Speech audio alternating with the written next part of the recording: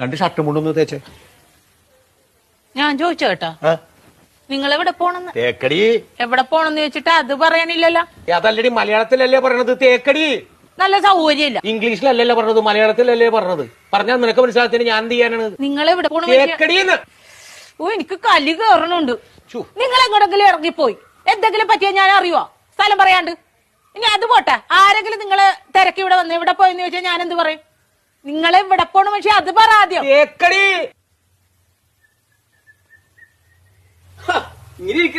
റെഡിയായില്ലേ?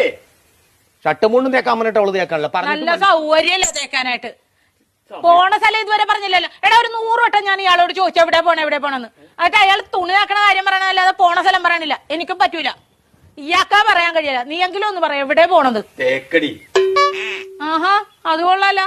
ദേ ഒരു കാര്യം ഞാൻ പറഞ്ഞേക്കാം, എന്റെ കെട്ടിയൻ എന്നെ ഇടിപൊടി എന്ന് വിളിക്കും എന്ന് വെച്ച് കണ്ടോ